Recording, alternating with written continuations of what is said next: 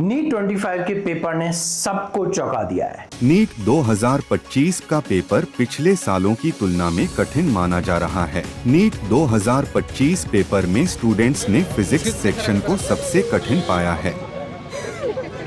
भाई साहब, बच्चे लिटरली रो रहे हैं। नीट 25 का पेपर तुमने देखा होगा और ये भी समझ में आ गया होगा कि इस बार का पेपर पिछले कई सालों से काफी ज्यादा डिफिकल्ट था।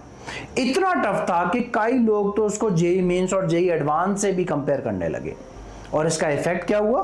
पेपर देखकर काफी स्टूडेंट इतने शौक में चले गए कि वो अपने पोटेंशियल के आसपास भी परफॉर्म नहीं कर पाए। एग्जाम सेंटर के बाद रोते हुए स्टूडेंट्स के वीडियो तुमने देखे होंगे। पर ऐसा क्यों हुआ? क्योंकि उन्होंने एक्सपेक्ट ही नहीं किया था कि पेपर इतना ज्यादा डिफिकल्ट आएगा।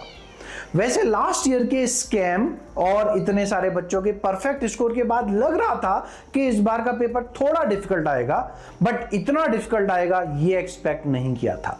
अब सवाल यह है कि अगर पेपर डिफिकल्ट आया तो इतना बड़ा इश्यू क्या है?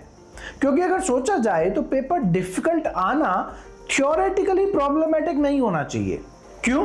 क्योंकि अगर पेपर सबके लिए डिफिकल्ट आया है तो इसका मतलब है कि एवरेज स्कोर सबका नीचे आ जाएगा, तो रिलेटिव रैंकिंग में कोई डिफरेंस नहीं आना चाहिए।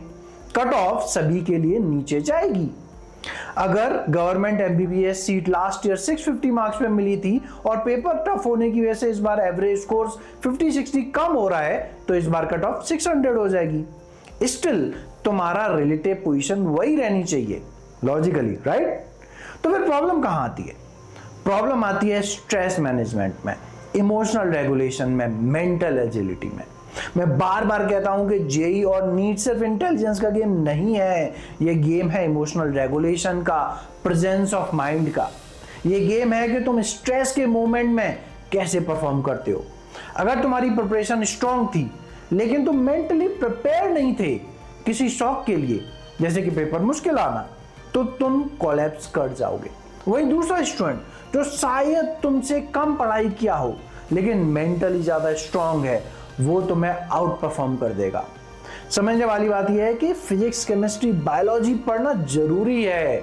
विदाउट सब्जेक्ट नॉलेज तो कुछ भी नहीं होगा, but it's just a necessary condition, it's not a sufficient condition. तुमने पूरा सिलेबस कवर किया हो लेकिन अगर तुम स्ट्रेस हैंडल नहीं कर पाते हो, लास्ट मिनट प्रेशर में कोलैप्स कर जाते हो, या तुम्हें नहीं पता कि अनएक्सपेक्टेड सिचुएशन में अपने आप को कैसे संभालना है, सेल्फ कॉन्फिडेंस की कमी है, तो तुम्हारा रिजल्ट कभी गारंटेड नहीं हो सकता। कोचिंग्स इन चीजों पे फोकस नहीं करती। उनको पता है कि जो लोग खुद से सीख लेंगे वो रिजल्ट ले आएंगे और उनका काम चल जाएगा। लेकिन अगर तुम चाहते हो कि तुम्हारा हार्ड वर्क 100% रिजल्ट में कन्वर्ट हो, तो तुम्हें ये चीजें अपने पर्सनल लेवल पे डेवलप करनी होंगी। क्या? Stress management, mental agility, emotional regulation, confidence under pressure. Question is कि डेवलप कैसे करें?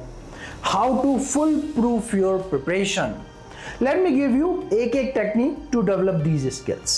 स्ट्रेस मैनेजमेंट के लिए box breathing, 4-4-4-4 technique. Inhale for 4 second, hold for 4 second, exhale for 4 second and hold for 4 second. Repeat 4-5 time.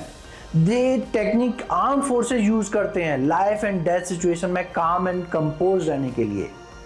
Mental agility के लिए what if technique. Regularly ask yourself, what if the paper is tougher, what if I forget the formula, and mentally rehearse the solution. अपने brain को हर eventuality के लिए पहले से ही prepare कर लो। For emotional regulation, name it to tame it technique. When anxious, say to yourself, I am feeling anxious, but I have the power to control it. Labeling emotion reduces its power. Amygdala का control कम हो जाता है और conscious part of brain, prefrontal cortex का control बढ़ जाता है, जो इमोशनल रेगुलेशन में यूजफुल है। For confidence under pressure, if then technique. If I fail to solve 2-3 questions in sequence in exam, then I'll do 10-second deep breath to calm myself and move to next section. ये planning panic reduce करती है और तुम्हें pre plan देती है tough situation के लिए। इन techniques को हैबिट में कन्वर्ट करना है तो इसमें मैं तुम्हारी हेल्प कर सकता हूं। मैं एक फ्री कम्युनिटी चलाता हूं जहां पे हम डेली गोल सेट करते हैं, इवनिंग में उनका फॉलो अप लेते हैं और तुम्हें सिखाया जाता है कि कैसे डिफिकल्ट सिचुएशन में अपने आप को कंपोज और फोकस रखना है। अगर तुम चाहते हो कि तुम्हारी प्रिपरेशन भी फुल प्रूफ हो तो ज्वाइन कर लो, फ्री है, लिंक डिस्क्रिप्शन में तुम्हें मिल जाएगी। और हाँ, मैं बहुत जल्दी एक इंटरेस्टिंग प्रोडक्ट लेके आने वाला हूं जो जेईई नीट एस्पिरेंट की लाइफ को चेंज कर देगा और जो कम्युनिटी मेंबर है उनको अर्ली एक्सेस मिलेगा। So stay connected, don't just prepare hard, prepare smart and strong. मिलते हैं।